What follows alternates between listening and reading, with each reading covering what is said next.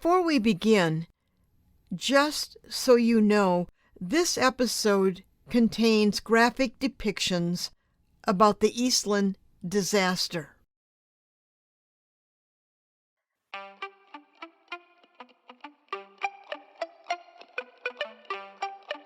Fill to capacity.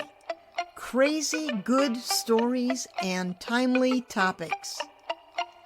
Podcast for people too stubborn to quit and too creative not to make a difference.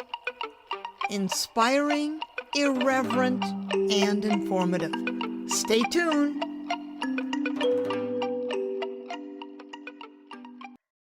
Hi, I'm Pat Benincasa, and welcome to Fill to Capacity. Today's episode, Rippled Legacy in the Chicago River. The Eastland Disaster Remembered. My guests are Ted and Barbara Decker Wachholz, and Barb's sister, Susan Decker, their mother, Jean, and Ted founded the Eastland Disaster Historical Society in 1998. And Susan and Barbara are the granddaughters of one of the Eastland survivors, Borghild Amelia Onstad. Welcome, Barb and Ted. I'm so happy to have you here. Thank you so much, Pat, for having us. Thank you. I'd like to start by giving just a little bit of background about the Eastland for our listeners.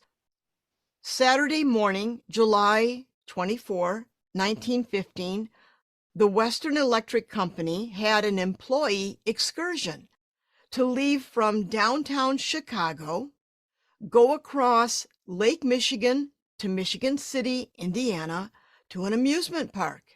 Now, for those of you who are not familiar with this region, we have a lot of international listeners. Lake Michigan is one of our Great Lakes, and the Great Lakes are more like a sea than a lake. Now, Western Electric was a major telecommunications company and exclusive supplier of telephone equipment. Many of the Eastland passengers were from Western Electric's Hawthorne Works in Cicero, Illinois. And that was one of the largest manufacturing complexes in the U.S., over 100 acres and 12,000 workers. So back to the Eastland that day, thousands of people dockside at the Chicago River and 2,500 passengers boarding the Eastland. And this was the first of 5 ships for the event. As the ship began to list on port side, the captain and crew did not stop people from boarding. After minutes departing the dock, the Eastland rolled over on its side to utter chaos and shock. 3 days of recovery, makeshift morgue, 844 people died, 290 were children. The victims were mainly immigrants, and 22 entire families wiped out. Now, everybody knows about the Great Chicago Fire that took 300 lives. Who knows about the Eastland, one of the deadliest U.S. maritime disasters, or the impact it had on Chicago's history, the significance it holds for the city? So with that said, Barb and Ted, what motivated you to preserve the history, the documentation, and stories of the Eastland? Yeah, so it actually all began in 1995 when Professor George Hilton published the first book ever written about the Eastland and the Eastland disaster. And since Barb's family had such a connection to this through her grandmother had passed, and we felt that it would make a great gift for Barb's mother, Jean. So Barb and I went downtown into Chicago for a weekend and spent a lovely weekend and went to various bookstores, a library or two, asking people to get a copy of the newly published book, Eastland Legacy of the Titanic by Professor Hilton. And of course, every person that we inquired about the book looked at us with glazed over eyes. They would say, "What was that? Eastland what?" It was just apparent to both Barb and me that people in the book industry, libraries and bookstores, just had no concept of the Eastland disaster. So, we talked about it for a couple of years and just decided that there was an opportunity there, that it was a significant moment in time, a very impactful moment. And it would be a shame, this was 70 some odd years after it had happened, actually 80 years. And it'd be a shame to let it go further and further out of historical consciousness. So we just said, there's a great story here. There were tens of thousands of people and families that were significantly impacted by it. If we didn't start something now, it may just completely fade into history. Yep. Barb, did your grandmother talk about the Eastland? She did. And she was such a wonderful, wonderful grandma. We were so blessed. She was bubbly and vivacious, and she would tell my sister and me just these wonderful stories of when she was growing up here in Chicago. Her family came over from Norway when she was 3 years old, and she would just tell us these such funny little stories about when she was young. And then, of course, she also told us about this big ship that she had been on when she was 13. And we were so intrigued by that. And of course, when we were real young, she would refrain from all the gory details that she had seen and experienced as a young girl. But she talked about this big ship that rolled over on its side. And she also stressed the importance of knowing how to swim.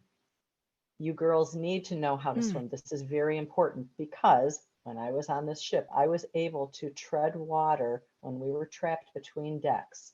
They were there all day. They were between decks and finally were saved through the portholes. But she would talk about this also through the years. And she didn't have trouble talking about it. As we've heard with other disasters, whether it's with war or whatever, there are a lot of people who don't talk about these things. Yes. Well, I think it was just her general personality of being an outgoing type person. She was able to talk about it through the years. So that's how we learned about it. We've known other people who have said that whether it was their grandmother, an aunt, an uncle who had been on the ship, that never talked about it, and they never learned about it until later years. So even in later years, my grandmother would be interviewed with local Chicago news, whether it was television news or radio. A lot of people in the Chicago area probably remember Wally Phillips. He was a radio personality in Chicago for many years. And one year she called in, I think it was maybe in the 70s, and he brought up something on the radio about this is the anniversary of the Eastland disaster in 1915. And he talked about wondering if there were any survivors out there. So she had been listening, and she called in and spoke with him. And he was so amazed and so taken by her also, and her lovely personality, that she would call in every year on his show. And they became, well, I guess buddies might not be the right word, but then they kind of formed this lovely little friendship, if you will, and she wound up meeting him and so forth. But anyway, we never learned about this in school. When we were all kids, Ted had never heard about it until he came into our family. And he grew up in Elgin, another suburb out the area. But it's just such a tragedy in itself that I don't know, nowadays, maybe some teachers are teaching it. We've had kids contact us in the past who were doing their history fair, and they would contact us. And so, I think it's really great that these young people are learning about this. It should be in the history book. It should. And that brings me to my next question.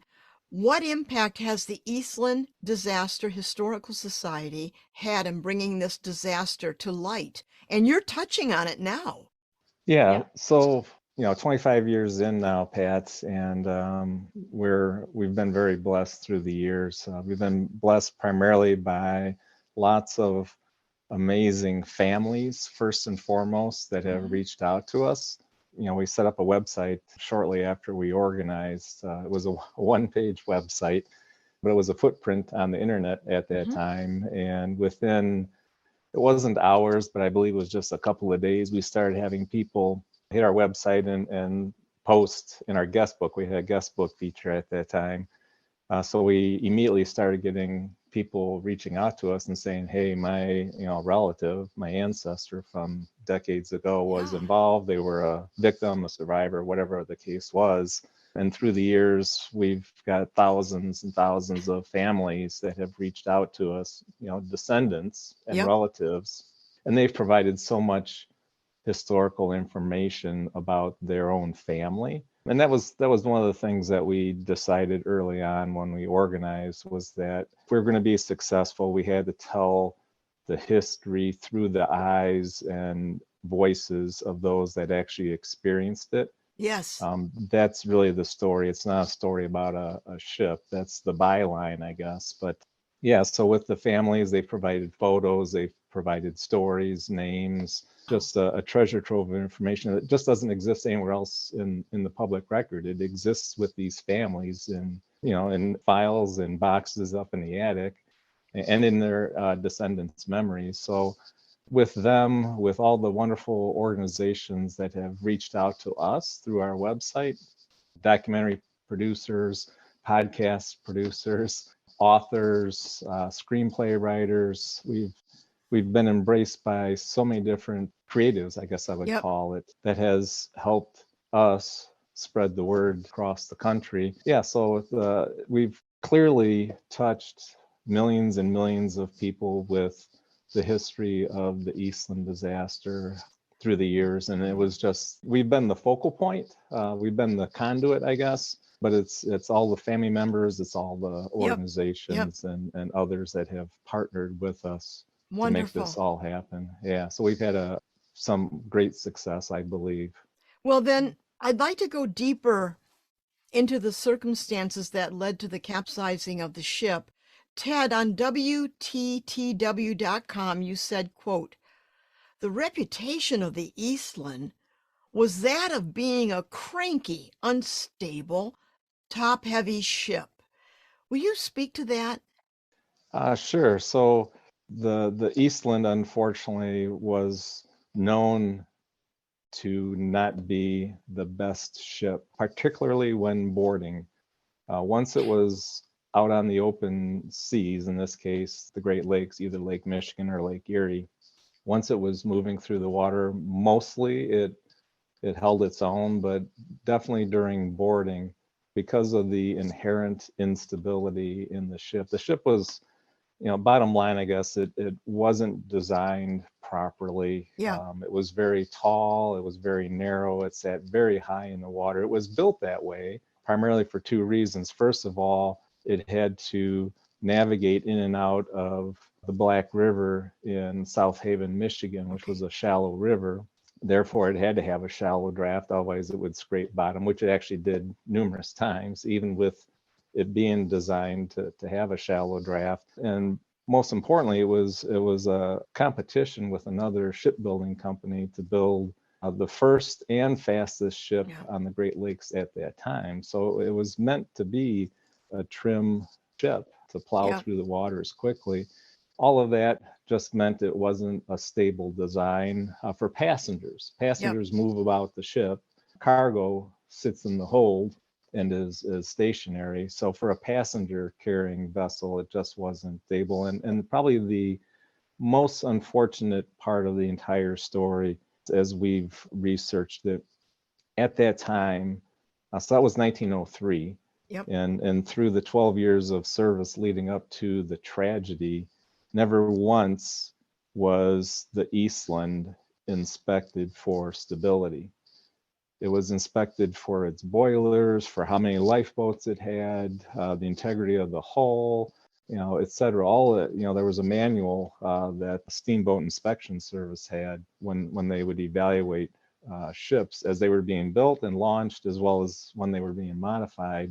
Never once in its 12 years did anyone require or request a very straightforward, simple stability test to see, okay, the ship is great, but will it, withstand people moving about and boarding and so forth? Is this ship actually stable? You answered a mysterious question as I was researching.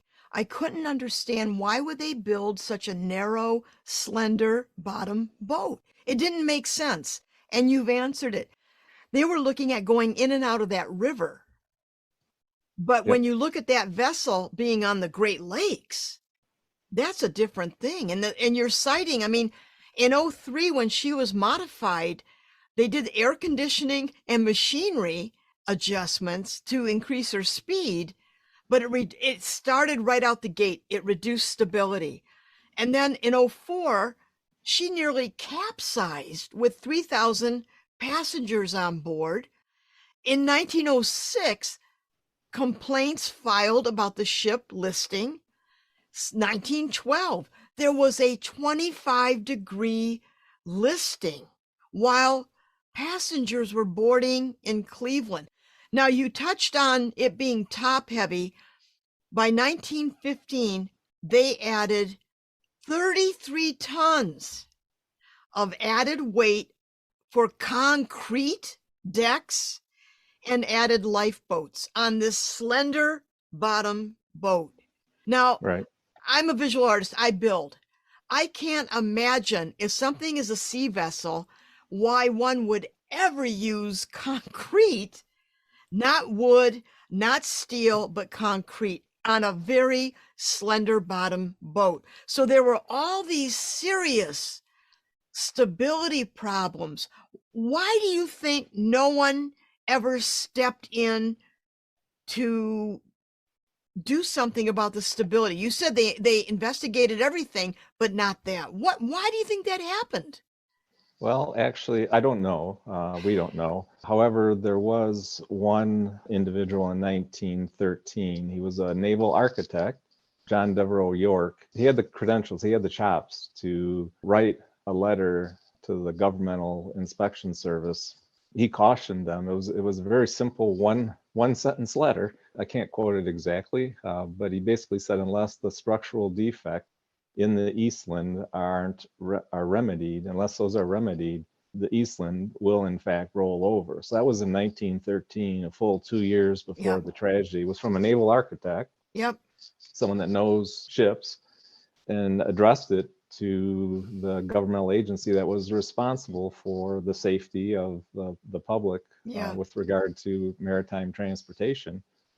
Who knows what happened with that memo? Someone's desk. Basically, it fell on deaf ears. Nothing became of it. And there were actually other more general statements that were made, not specific to the Eastland, but in the later years, in 1913, 1914, 1915, there were other agencies that made general comments about the steamship industry at that time, including one that was somewhat telling, said that the ships are allowed to be overcrowded well beyond what they should be. Unless someone addresses this, there will be in Chicago a tragedy involving a steamship. So John Devereux York in 1913 addressed the Eastland directly. Other officials, other agencies addressed general steamship transportation at that time, but nothing ever came from it. Then let's go to that rainy morning on the 24th. There were so many passengers topside. It was actually speculated that there were 2,700 on board. And Adam Wecker, Chicago harbor master, said, quote, "I never saw the Eastland loaded so heavily as it was Saturday morning, and I've seen her depart many times. The ship rolled over less than 20 feet from the dock. What happened next? Well, I mean, there was just utter chaos at that time.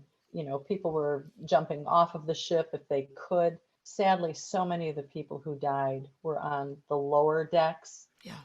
that were then at that point underwater. And actually, before they even drowned, so many were crushed Yeah. on top of each other. They couldn't get up the staircases. So there was just that utter chaos. People were trying to help from the wharf, throwing in crates, trying to help people, but sometimes those would knock people in the head, causing further injury or death, perhaps.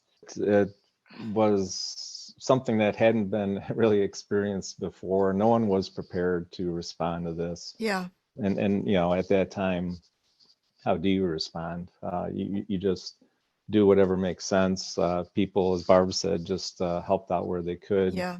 People, other captains and crew of other ships that were in the area tried to safely enter the area to try and pull as many people out of the water as they could. I mean, if you can picture 2,500 plus people on a ship, and now easily half of them are floating free of the ship as it had rolled over. Now they're all in the water. They're being pulled from the water. Yep. So you've got hundreds, perhaps 1,000 plus people in a basically a 1 block stretch of the Chicago River. So bringing these captains and crew that were bringing their smaller boats in to try and help had to be very careful that they're not hitting people that are struggling in the water and Yeah. trying to save themselves. The firemen and policemen were dispatched immediately. It was pandemonium, chaos as can be ever experienced. One survivor actually said, disaster too horrible to describe. Yeah.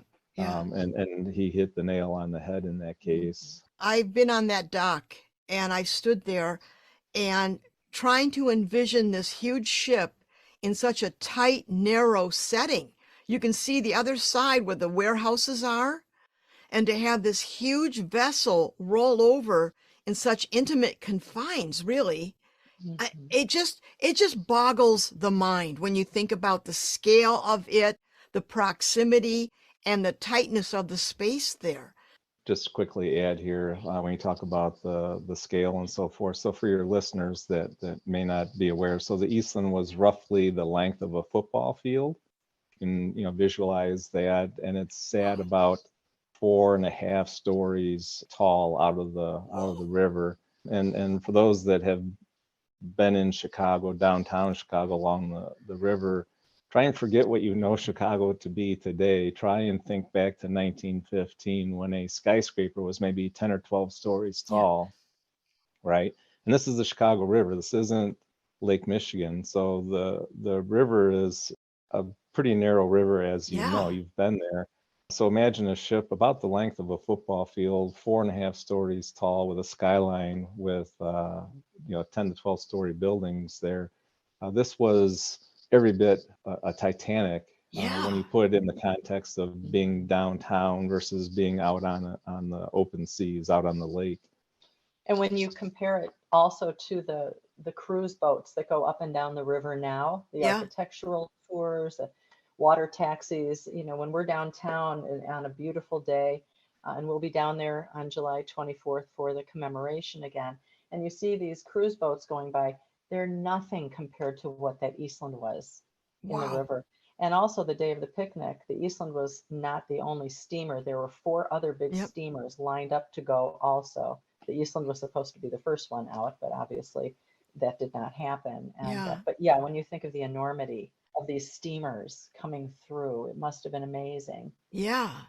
So that moment, people are rushing to the ship on its side. There's this chaos and folks wanting to help. What happened when the iron workers tried to cut holes into the ship to pull people out? What did the captain do? I guess I would call it an anecdotal story. It's one that the newspapers, of course, latched on to. It's one that a lot of people also point to and highlight. And it is part of the history. It is part of what happened. Yeah, so the ship rolls over, panic ensues, responders come, volunteer and professionals. There was a number of iron welders that were Yeah. working nearby sites that heard about what happened. They came to the site, they crawled up along the overturned hull of the Eastland, and they were using their acetylene torches to cut holes into the lower hull of the Eastland in order to free passengers that were trapped in between decks.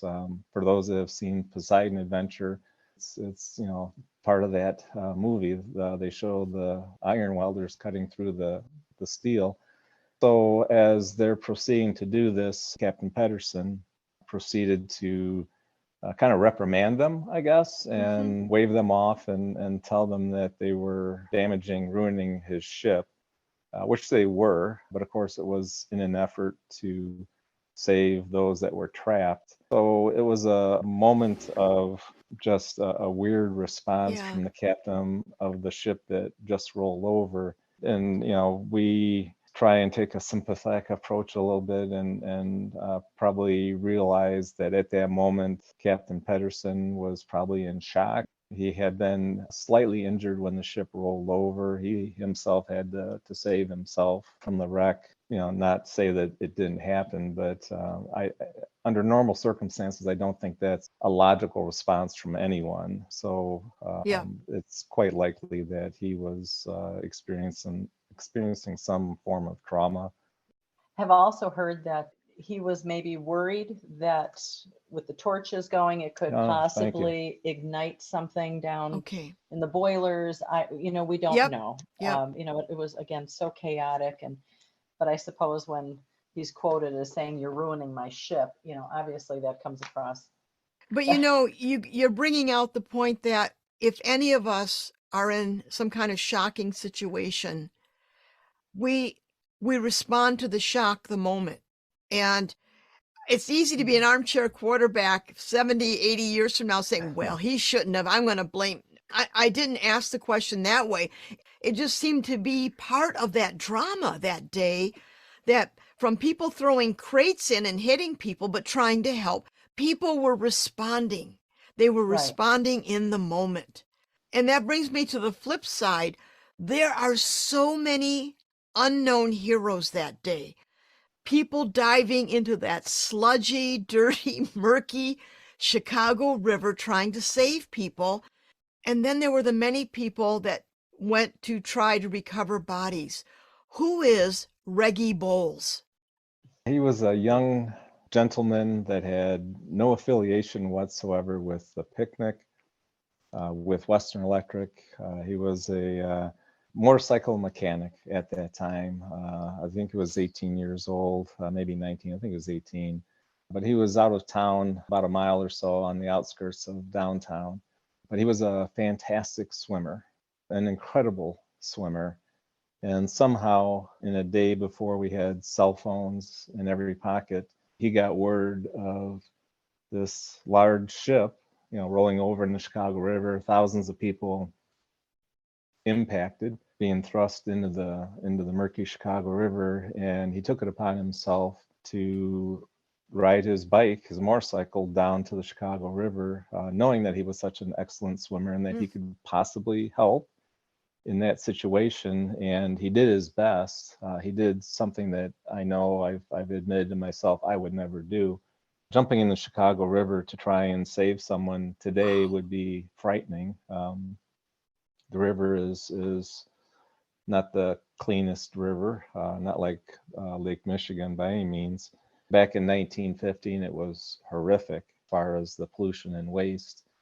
So just jumping into the river from the wharf takes a ton of courage. Yeah. But now you've got this young late teen diving in dozens of times, not just into the river, but he would pull himself into the overturned hull of the Eastland, black as can be. There are no lights. The ship is turned on its side, so there's no passageway that you could navigate.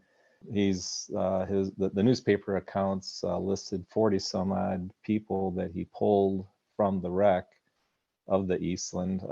Bodies. Yeah. Unfortunately, they were all victims. He didn't save anyone, at least to the best of historical record.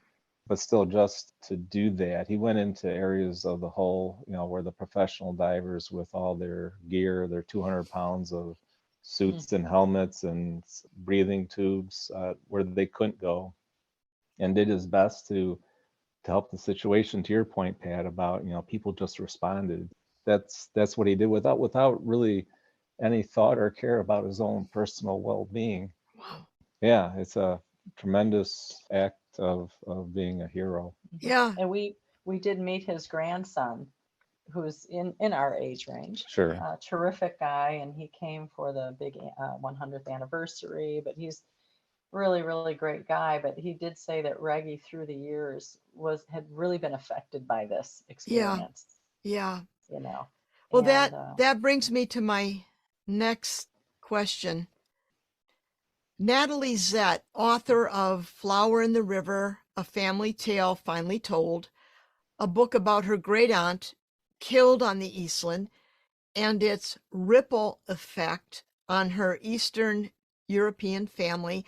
She said, quote, "It's impossible to calculate the toll this catastrophe took on survivors, witnesses, and rescuers, not to mention the descendants of the tragedy." Now, Barb, you touched on this. Will you speak more about this? yes. That's okay. Regarding my grandmother, she, like I said before, she did not have trouble talking about this. So oddly, this did not get in the way of her life. Okay. She was affected by it, there's no doubt. Yeah. And we learned in later years, when she was at this point maybe in her early 80s, when we were at her little apartment in Arlington Heights after she had moved back from California, she was interviewed on Channel 7 News, and she had on the table all the different newspaper articles and pictures that she had had through the years. And it was only at that time that we realized as adults how the tragedy did affect her. Yeah. She said, I can go back and feel like I'm right in that moment when I really think about it and talk about it, even though at this point now she was in her early 80s. Yeah.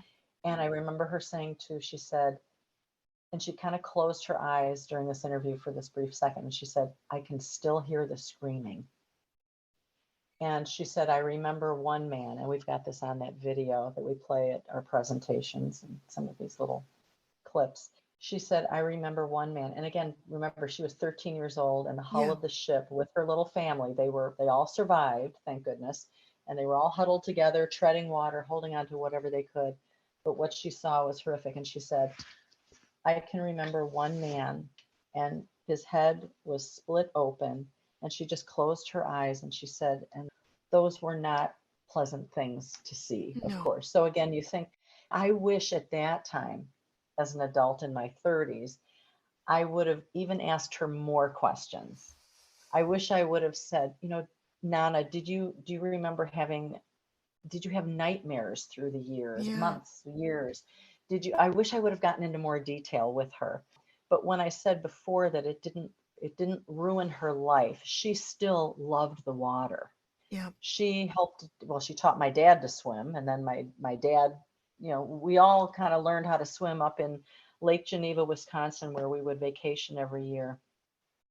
And again, the importance of knowing how to swim. You have to know how to swim in order to possibly save your own life. But she would go through life being able to talk about it, but it didn't stop her from going in the water or going on a boat. Whereas her younger sister, our Auntie Solveig, who was 9 at the time of the disaster, she never talked about it. And so her kids and grandkids only learned more about the details of the Eastland through us because of our grandmother. But they were very different personalities. My grandmother was very bubbly and outgoing, and she just had a zest for life. It was just the way she was wired. Where her sister Solveig was more of the meek and very shy and quiet. And so she just, and being 9 years old, she also had been separated from the family during the rescue. So you talk about trauma, Yeah. and then they were later reunited. They were being pulled out of these portholes, so I'm sure they pull them up, they get them on the side of the boat, they're doing what they can. But anyway, as far as a ripple effect, my grandmother always lived with it, Yeah. but she was able to continue her life in a very good, and she had a wonderful life until she passed away at 90. I would add to what Barb just said too, because there's so many parts to the story of the Eastland disaster that just you don't think about. You think Yeah. about the ship, the instability, the thousands of people, 844 perished. There's lots of main points, but there are lots of little finger like branches out from it. So many different other aspects that we just don't talk about, I guess, as Yeah. often as we should, including when we talk about the impact. So you mentioned earlier, Pat, that 22 families were completely wiped out. Yeah. That's one perspective. There were a lot of extended families that were attending, planning to attend the excursion and picnic that year. So, for example, Barb's family may have been going with another branch of their family Yeah. together. There's quite a few situations where multiple family units were attending the excursion and picnic, and multiple families lost one or more members of their Yep. family. Yep. So 22 families were completely wiped out, yes, but the dozens, hundreds of families that were related is also something that takes the concept of trauma and devastation a whole Yes. nother layer deeper. Yes, and just to add to what Ted was saying, in that interview with my grandmother that was on the news back in the 80s, she had said, kind of toward the end, she said, so many families lost someone, like Ted just Yeah. said. And she said, a wife, a husband, a child, a sister, a brother. And she said, we were one of the lucky ones. We lost no one. So our family was one of the rare Yeah. situations where everybody in the family unit came out okay, because so many people did lose someone from their family. And then, Oh, and I was just going to add as well. See, you get us started, Pat, and we can just kind That's of keep okay. going here. So, but now you've got 844 victims, all within a few minutes, all within that Yeah. day. They set up a temporary morgue just outside of downtown Chicago, where they took roughly 800 of the victims, laid them out in rows in a large warehouse type facility. And so now, the concept of having to go to a morgue to identify a loved one, here you had hundreds of family members, thousands, that Yeah. had to enter this warehouse with 800 bodies lined up in rows, proceed to walk up and down these rows of deceased victims, Yeah. looking to identify one or more members of their family. And not only did they have to enter that warehouse and proceed in that fashion, there were many that had to do it multiple times because they make the first pass. These Yeah. bodies had been in the water, they were distorted. A lot of them looked like there were many that were young women, Yeah. dressed all pretty much the same. So as you're walking up and down the rows of bodies trying to identify your family members that are missing, you may have, if you've lost three, you may have only identified one. So now you had to Yeah. go back in the next morning because your family members hadn't returned home, and repeat that. And you talk about trauma. stress and trauma Yeah. and Yeah. PTSD, just that aspect alone, having to proceed through that morgue environment is something I can't even begin to try and imagine. We're talking about physical loss, but we're also talking about generational trauma. And I can't even imagine the generations that experience this trauma by someone they're living with who's not talking about it, but living it. So, this generational trauma of any story, the Eastland is it. You're talking about extended families, friends who were there, family units. this thing just spreads. And if there was a way to have a study of the trauma that these people experienced, how many generations does it go to before Sure. there's Yeah. peace? And is there ever peace? Yes. When we were talking earlier about how so many people did not want to talk about it from back then, you know, a father, a grandfather.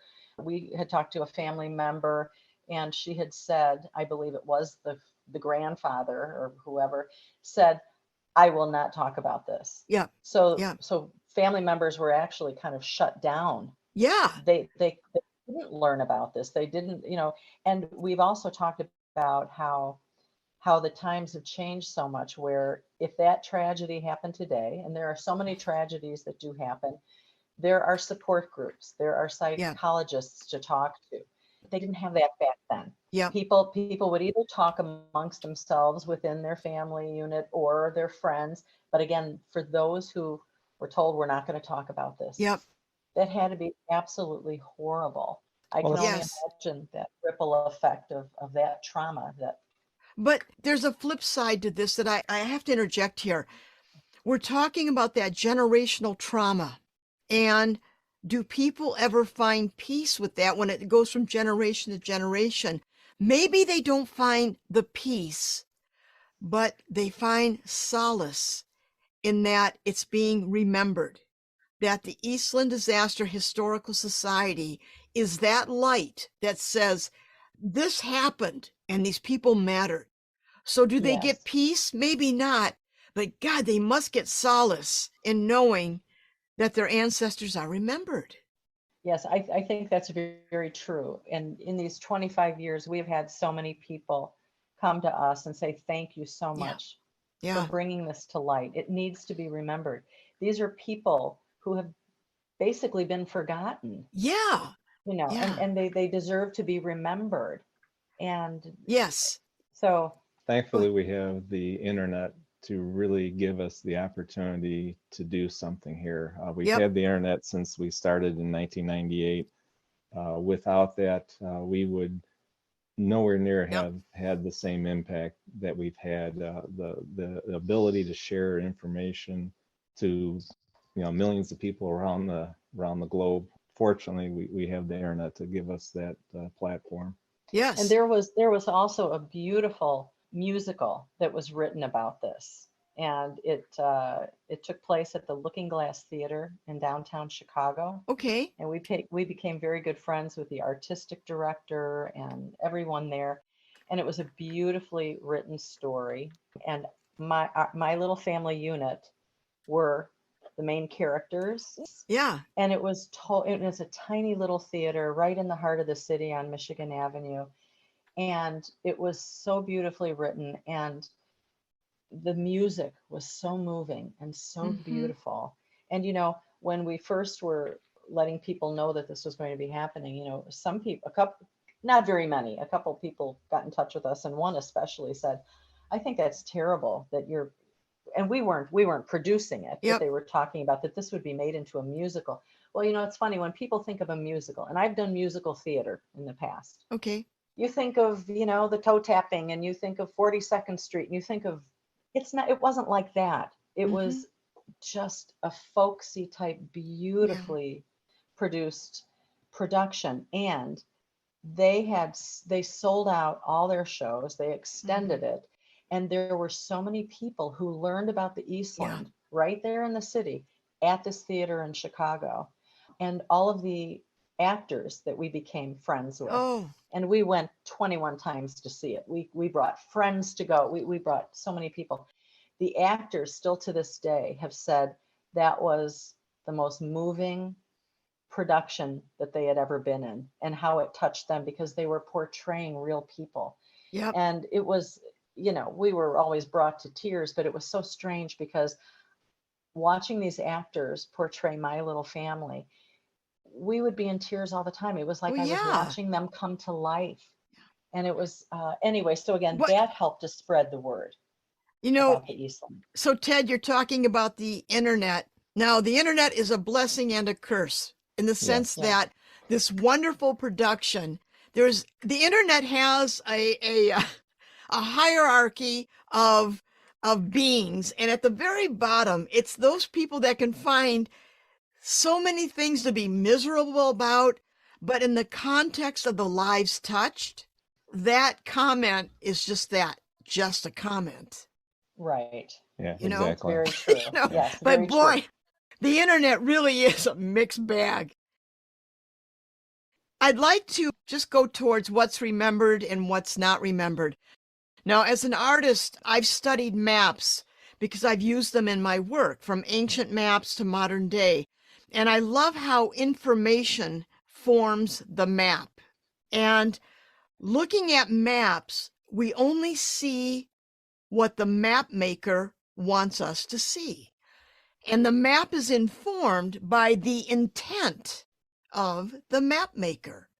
Well, dominant culture defines the importance, what we see on those maps. History is like maps. We learn of selected events chosen by dominant culture. What was the dominant culture of 1915 Chicago that after the initial coverage, newspapers around the world, it was all out there? What stifled the story? Why did it go into a black hole of silence? Well, there's lots of reasons that add to that, Pat. We've already kind of touched on one being that the people that experienced it and their families just didn't talk about it. Yeah. The U.S. involvement in World War I was just starting to become the real deal at that time. So, in as far as the newspapers go, Yeah. this is before the internet, obviously. So the means of mass communication was the newspaper industry. The newspaper headlines shifted from the horrific tragedy in Chicago to World War I. So that added to it.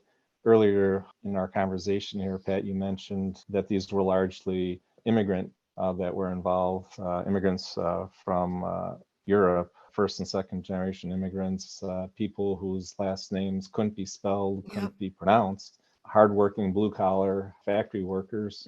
Who cares, right? So there's that aspect of it.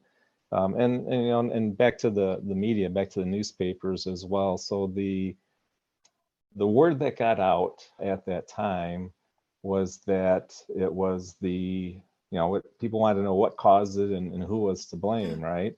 So what became dominant in the newspapers was that it was the passengers that caused the tragedy. Yes, I saw that. Right? One or two of the crew members was quoted by the press as saying that there was a sudden rush of passengers from the wharf side of the ship to the river side of the ship, and that sudden rush of hundreds of passengers is what caused the ship roll over. So that storyline was continued and propagated in the newspapers that that's what the cause of it was. And then a few months later, that was affirmed by the court system, the federal courts. In the criminal trial, everyone was found, all the defendants were found to be not guilty. Before you So go you any had, further, because Clarence Darrow represented them. Please yes, continue. yes. So the initial news was that it was a sudden rush of passengers, and now that's basically confirmed by the federal courts because they found all of the accused, the owners of the ship and others, the crew, the captain, all those that were charged and brought to trial, criminal trial, were found to be not guilty. So that basically reinforced the fact that, well, it must have been the passengers. And that story still is prevalent today. 9 out of 10 people that talk to us, maybe even 99 out of 100, will talk about the fact that there was a sudden rush of passengers to the river side of the ship, and that's what caused the accident. That's not at all true, of course. If you pull the court transcripts and review them, every eyewitness that had no affiliation with the ship or the excursion and picnic all of the eyewitnesses under oath testified that there was no sudden movement of passengers. So I got a little long-winded there, but No, there's a lot that of was, things yep. going on that stifled the story through the Well, generations. it also confirms that who's ever in charge, the dominant culture, will tell the story the way it wants the story told. Sure. And we've always wondered too through the years, why is it that Chicago didn't have any kind of plaque up? I mean, Yeah. years ago. And there is a plaque there now, erected because of the students Right. at the Illinois Mathematics and Science Academy. Yes. Right. And then, so that was up there at the corner of Wacker and LaSalle. Okay. And so that was wonderful for people walking by to be able to stand there and read it. And then when they did the big renovation with the Riverwalk and Wacker and so forth, Yep. it was suddenly missing. And then our organization was able to erect a new plaque, which is there. And when we're downtown, a lot of times we will see people walking by and they'll stop and they'll be reading it. So I think, Yeah. okay, so this is good. But we are amazed, though, even prior to all of that, that there was never anything at the site Wow. through the city of Chicago. And so it's something that we just really don't understand. So, everything we've talked about, what are some of the lessons learned from the Eastland disaster? For example, what's the importance of remembering historical tragedies and their impact on modern day? Why must we remember?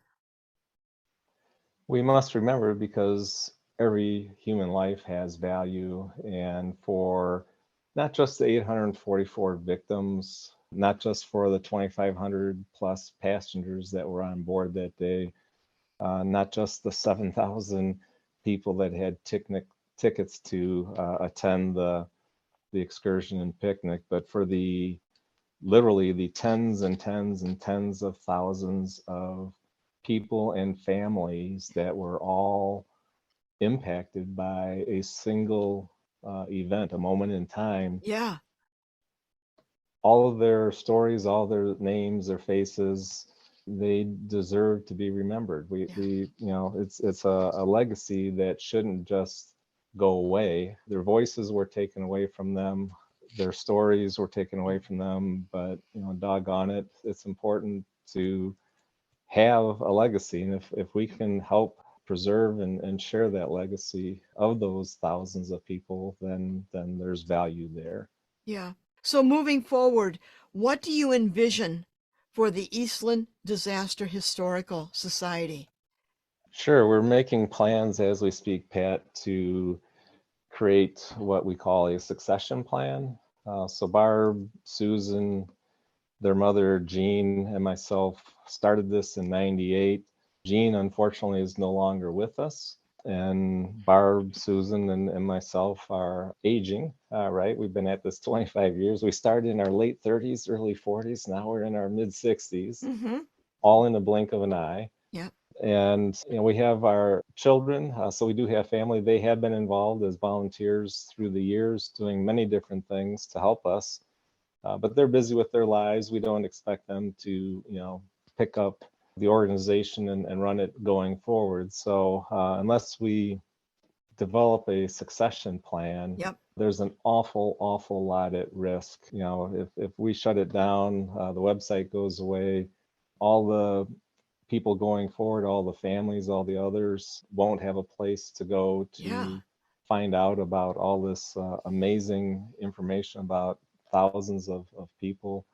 So we're actively working on a succession plan to Okay. create an organization that isn't dependent upon being family owned and operated, an organization that will basically survive on its own merits to continue to preserve and share the information. And the one thing I need to add to that, Pat, I'm sorry, is the interest in this is only growing, and the number of people that have direct family descendants to this, that's also growing. So we've always estimated the number of people that have a direct family connection are in the millions, and that number is growing. So you have a market that's growing. The history doesn't change. We add to it all the time. We still have people contacting us every month Had 2 or 3 people this week that shared family stories for the first time from their records, from newspaper articles that they have in their folders. So that's adding to the history. So Yeah. it's the future is bright, and it's important that it gets sustained. Yes. Well, Barb and Ted, thank you for sharing your knowledge and insights today, and for the Eastland Disaster Historical Society. You have fostered community and connection that links then to now. In your work, you remember and preserve the history and honor those lost to the river, but not lost to us. There Thank you you. go. Thank you, Pat. Thank you, Pat. Thank you. It was a pleasure. And thank you, listeners, for being here today. If you enjoy Filter Capacity, please tell your friends. Hey, thank you, audio engineer Natalie Zett. What a conversation. I just have big respect for you both. Thank you. Thank you, Thank you. Pat.